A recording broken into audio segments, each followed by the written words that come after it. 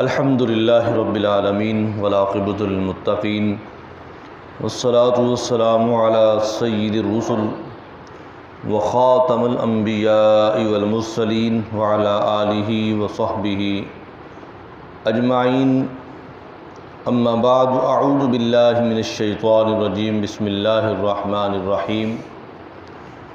ألم تر أن الله يسبح له من في السماوات والأرض والطير صافات كل قد علم صلاته وتسبيحه والله عليم بما يفعلون ولله ملك السماوات والأرض وإلى الله المصير۔ صدق اللہ العلی العظیم۔ اے مخاطب، کیا تو نے نہیں دیکھا کہ تسبیح کرتے ہیں اللہ کی وہ مخلوق جو آسمانوں میں ہے، اور تسبیح کرتے ہیں اللہ کی وہ مخلوق جو زمین پر ہے، اور پر کھول کر پرندے اڑنے والے ہیں۔ ہر ایک جانتا ہے اپنی تسبیح کے طریقے کو اور اپنے رب کی بندگی کے طریقے کو، اور اللہ جانتا ہے جو کچھ اس کی مخلوق کرتی ہے، اور اللہ ہی کے لیے ہے بادشاہت آسمانوں میں، اور اللہ ہی کے لیے ہے بادشاہت زمینوں میں، اور اللہ ہی کی طرف لوٹ کر جانا ہے سب کو۔ سورہ نور کی آیت نمبر 41 اور آیت نمبر 42 ہے۔ سابقہ آیات مبارکہ میں اللہ تعالیٰ نے اہل ایمان کا ذکر، پھر ان کے بعد کافروں کی ایک جماعت کا ذکر، پھر ان کے بعد کافروں کی دوسری جماعت کا ذکر کیا، اور تینوں جماعتوں کے ذکر میں جو اہم چیز کا ذکر تھا وہ نور ہدایت تھی، کہ اللہ جل شانہ ہر انسان کو اس دنیا کے اندر بھیجنے کے بعد اسے ہدایت ضرور عطا کرتے ہیں، اسے سمجھ، اسے عقل، اسے شعور، اسے علم ضرور عطا کرتے ہیں۔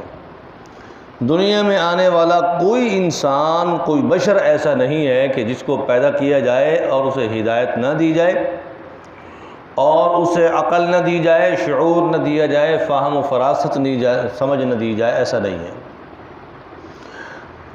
ان چیزوں کے ملنے کے بعد، ان انعامات اور اللہ کے احسانات ہونے کے بعد، انسان خود جو ہے وہ اعمال کی زندگی کو چھوڑتا ہے، ہدایت کو چھوڑتا ہے، اچھے اعمال کو چھوڑ کر گمراہی کی طرف لپکتا ہے۔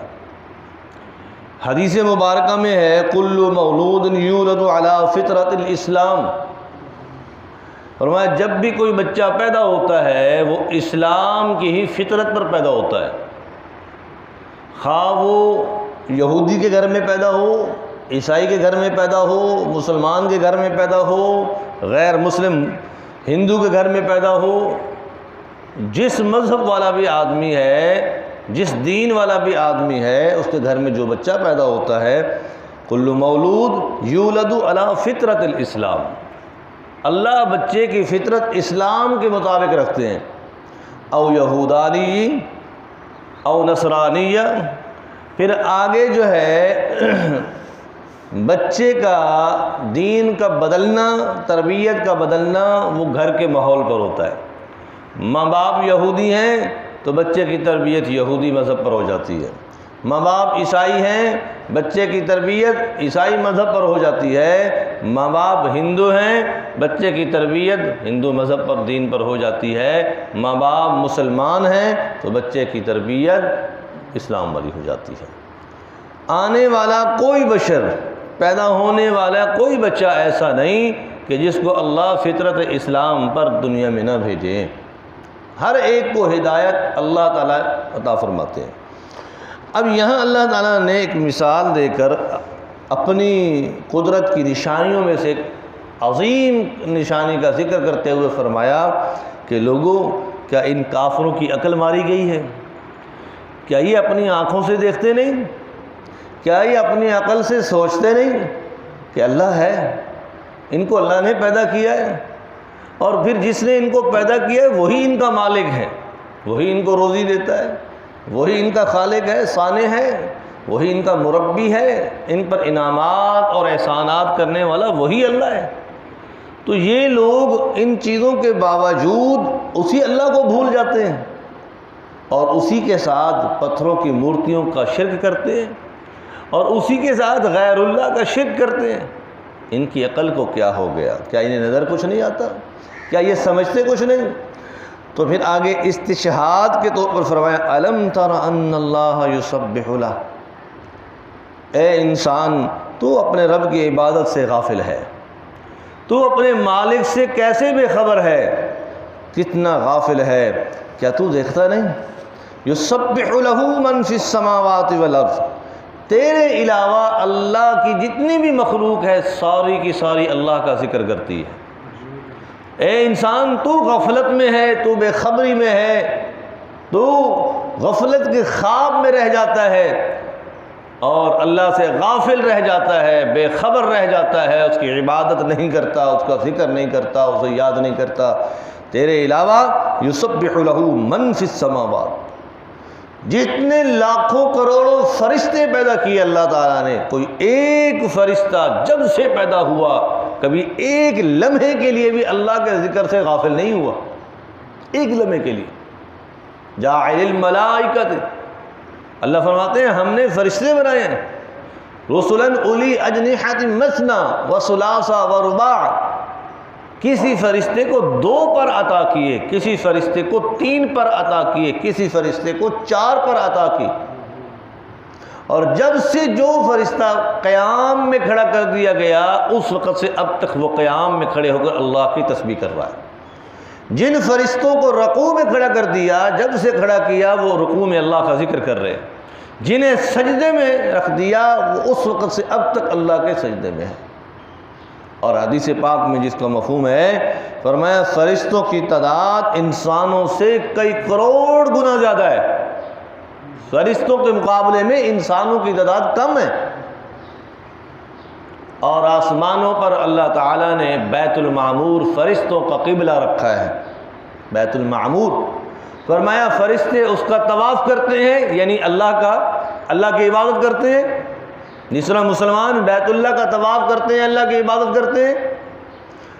تو جو فرشتہ ایک مرتبہ بیت المعمور کا طواف کر لے قیامت تک دوبارہ اس فرشتے کی باری نہیں آ سکتی۔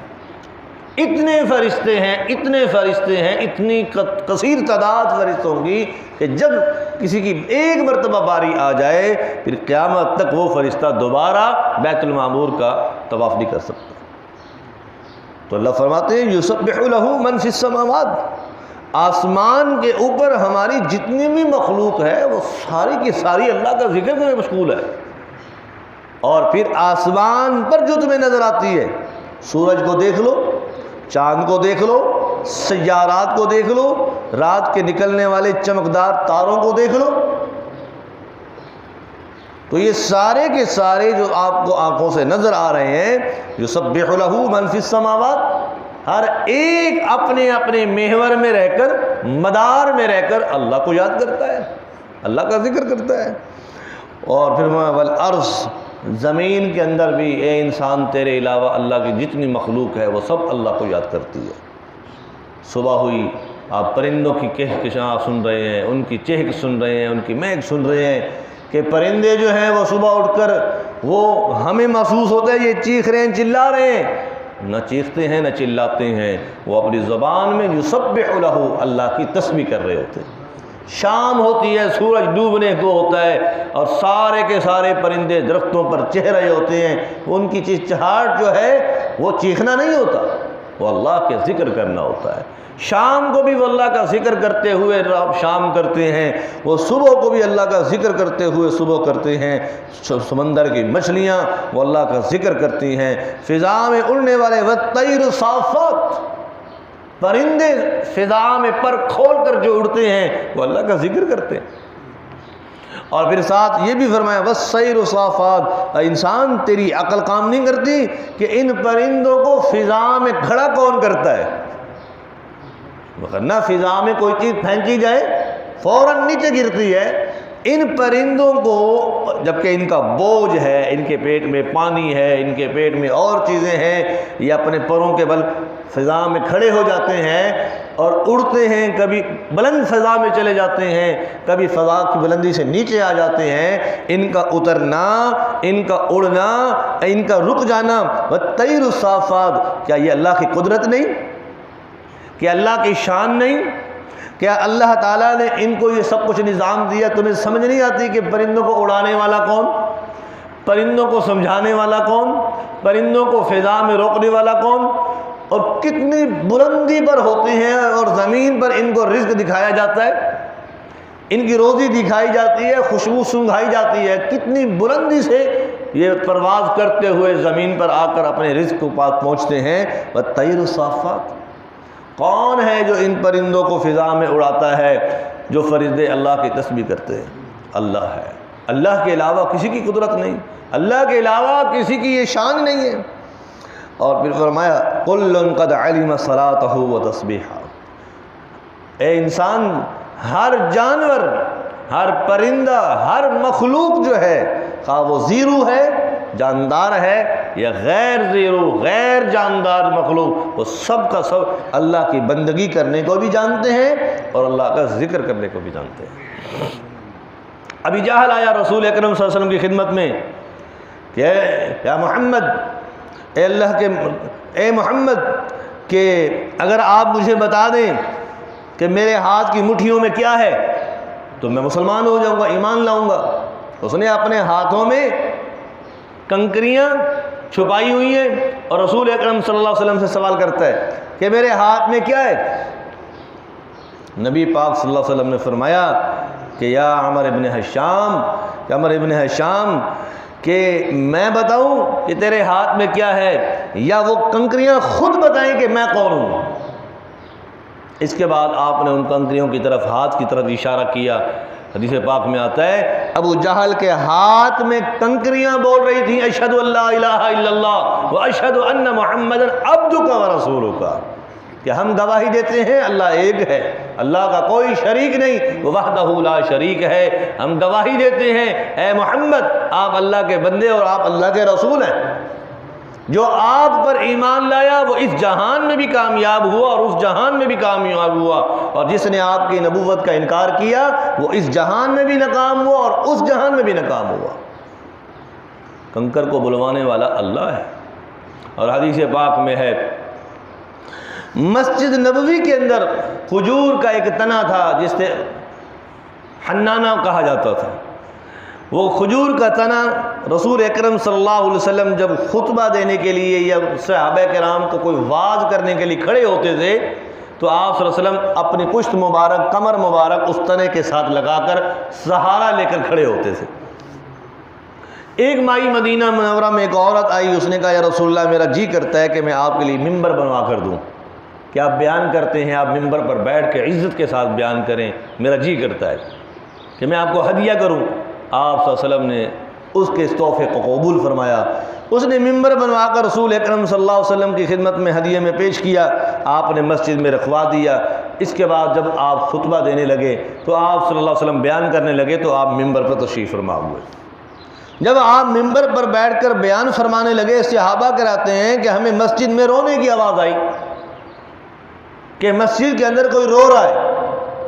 تو آپ صلی اللہ علیہ وسلم ممبر سے اترے، آپ صلی اللہ علیہ وسلم نے اس کھجور کے تنے کو سینے کے ساتھ لگایا، چمٹایا، اپنا سینہ اس کے ساتھ لگایا اور اس پر ہاتھ رکھا، فرمایا اسکت یا حنانا، اے ستون تو خاموش ہو جا، لا یبقی کا، تو مت رو، تو تسلی رکھ۔ کیا تو یہ نہیں چاہتا کہ اللہ کے رسول تجھے اسی محراب و ممبر میں دفن کر دیں اور جنت میں تو اللہ کے رسول کے ساتھ ہو؟ یہ تسلی دی اور اس کا رونا خاموش ہو گیا۔ آپ صلی اللہ علیہ وسلم پھر ممبر پر تشریف فرما ہوئے تو فرمایا کل قد علم صلاتہ و تسبیحہ، اللہ جی سے چاہے بلوا دے، کھجور کا تنا رو رہا ہے، کنکریاں بول رہی ہیں۔ ایک صحابی فرماتے ہیں ہم دسترخوان پر تھے، حضرت ابو بکر صدیق رضی اللہ تعالی عنہ، سیدنا عمر رضی اللہ عنہ بھی تشریف فرما تھے۔ دسترخوان پر سرید کا کھانا آیا، شوربے میں روٹیاں ڈال کے بھگو کر وہ سرید کے پیالے رکھے ہوئے تھے۔ آپ صلی اللہ علیہ وسلم نے فرمایا ابو بکر، جی اللہ کے رسول، آپ کو پتہ ہے کہ یہ کھانا اللہ کی تسبیح کر رہا ہے، یہ اللہ کا ذکر کر رہا ہے، جو پیانے کے اندر سرید کا کھانا ہے یہ اللہ اللہ کر رہا ہے؟ ہمیں نہیں یا رسول اللہ۔ آپ نے پیالہ اٹھایا اور ابو بکر کو دیا، فرمایا کان لگاؤ۔ ابو بکر رضی اللہ تعالیٰ نے جب کان لگایا تو اس سرید کے بوٹیوں میں سے اور ان روٹیوں کے ٹکڑوں میں سے اللہ اللہ اللہ کی آواز آ رہی تھی، کھانا اللہ کا ذکر کر رہا تھا۔ پھر آپ نے فرمایا عمر تم بھی سنو۔ حضرت عمر رضی اللہ عنہ جب کان لگائے تو آواز نہ سنی، آواز نہ آئی۔ میں اللہ کے رسول مجھے تو آواز نہیں آ رہی، اور میں اللہ جسے چاہے سنوا دے۔ آپ کے بھائی ابو بکر کو سنوا دی اور آپ نے اللہ کو نہیں، آپ کو نہیں سنوائی، اللہ جسے چاہے سنوا دے۔ تو ہر چیز اللہ کا ذکر کرتی ہے۔ علماء نے لکھا ہے کہ ایک اللہ والے تھے، انہوں نے اللہ کے حضور میں یہ دعا کی کہ رب العالمین، آپ نے قرآن میں فرمایا کل قد علم صلاتہ و تسبیحہ، ہر چیز آپ کی بندگی کرتی ہے، ہر چیز آپ کا ذکر اور تسبیح کرتی ہے۔ ہمیں تو سمجھ میں نہیں آتا، یہ دیوار ذکر کر رہی ہے کبھی ہم نے سنا ہی نہیں، یہ چھت ذکر کر رہی ہے ہم نے تو کبھی نہیں سنا، درخت ذکر کر رہے ہیں ہم نے کبھی نہیں سنا، زمین ذکر کر رہی ہے ہمیں تو نہیں پتہ چلتا۔ تو اللہ میرے سامنے انکشاف کا پردہ ہٹا دے، غیب کا پردہ ہٹا دے، تاکہ میں ہر چیز کی تسبیح کو سن سکوں۔ اللہ تعالی نے فرمایا میرے بندے یہ تیرے رب کی حکمتوں کے راز ہیں، اللہ نے جس نظام کو جس طرح چلا رکھا ہے وہ اللہ ہی جانتا ہے۔ بار بار اصرار کیا، اللہ نے انکشاف کا پردہ ہٹا دیا۔ تھوڑی دیر میں اس بزرگ کو پیشاب کی حاجت ہوئی۔ اب پیشاب کی جب حاجت ہوئی تو گئے، مٹی کا لوٹا اٹھایا، وہ اللہ کا ذکر کر رہا تھا، رکھ دیا۔ پھر دوسرا لوٹا اٹھایا، وہ بھی اللہ کا ذکر کر رہا تھا، وہ رکھ دیا۔ پھر تیسرا اٹھایا، وہ بھی اللہ کا ذکر کر رہا ہے۔ اب پریشان کہ حاجت کے لیے کون سا لوٹا اٹھاؤں، کون سا برتن اٹھاؤں جو اللہ کے ذکر میں مشغول نہ ہو۔ پھر مجبوراً اس میں پانی بھرنے کے لیے گئے تو پانی بھی اللہ کا ذکر کر رہے ہیں۔ اب پریشان کہ پانی کون سا استعمال کروں حاجت میں، یہ تو اللہ کا ذکر کر رہا ہے۔ پھر مجبوراً پانی بھر لیا۔ پھر جھاڑیوں کی اوٹ میں گئے تو وہ جھاڑیاں اللہ کا ذکر کر رہی تھی۔ پھر شرم آئی کہ ان ذکر کرنے والوں کے پیچھے بیٹھ کر پیشاب کروں۔ پھر مجبوراً بیٹھ گئے۔ پھر اس زمین پر جہاں حاجت کرنے کے لیے گئے وہ زمین اللہ اللہ کر رہی تھی۔ پھر بڑی شرم محسوس ہوئی کہ یہاں حاجت کروں گی تو اللہ کا ذکر کر رہی ہے۔ تو پھر ڈر گئے، خوف کے مارے رب سے عرض کی رب العالمین آپ کی حکمتیں آپ ہی جانتے ہیں، آپ یہ پردہ انکشاف مجھ سے واپس لے لیں، میں یہ نہیں دیکھنا چاہتا کیونکہ تیری ساری مخلوق اللہ کے ذکر میں ہے۔ اگر اللہ یہ پردہ ہٹا دے تو دنیا کے نظام میں انسان ایک لمحے کے لیے کچھ نہیں کر سکتا، اس لیے اللہ نے ہر ایک نظام کو اپنے پردے میں رکھا ہے۔ تو فرمایا واللہ علیم بما یفعلون، اللہ ہر ایک کی تسبیح، ذکر، عبادت کو خوب جانتا ہے۔ وَلِلَّهِ مُلْكُ السَّمَاوَاتِ، اے لوگو جن زمین کو تم اپنی ملکیت سمجھتے ہو وہ اللہ کی ہے، جن گھروں کے مالک تم اپنے آپ کو بنائے بیٹھے ہو وہ عمارتیں اللہ کی ہیں، جن چیزوں پر تم اپنا قبضہ جمائے بیٹھے ہو وہ تمہارا نہیں، وہ اللہ کا ہے۔ وَلِلَّهِ مُلْكُ السَّمَاوَاتِ وَالْأَرْضِ، ان پر ملکیت اللہ کی ہے، ان پر بادشاہت اللہ کی ہے، قبضہ قدرت اللہ کا ہے۔ تم تو عارضی طور پر مسافر بنا کر بھیجے گئے ہو اس کی عبادت کرنے کے لیے۔ وَإِلَى اللَّهِ الْمَصِيرُ، اور تم سب نے اسی کی طرف لوٹ کر جانا ہے۔ اللہ تعالی ہمیں قرآن کی سمجھ نصیب فرمائے، آمین رب العالمین۔ الحمدللہ حمدا کثیرا طیبا مبارکا فیہ، ربنا آتنا فی الدنیا حسنہ وفی الآخرۃ حسنہ وقنا عذاب النار، ربنا ظلمنا انفسنا وان لم تغفر لنا وترحمنا لنکونن من الخاسرین۔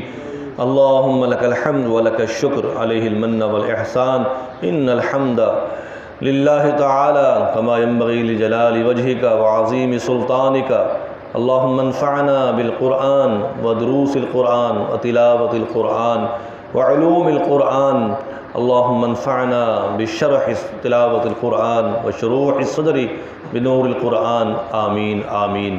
ربنا تقبل منا انك انت السميع العليم وتب علينا انك انت التواب الرحيم۔ صلی اللہ تعالی علی خیر خلقہ محمد وعلى آلہ وصحبہ اجمعین، آمین۔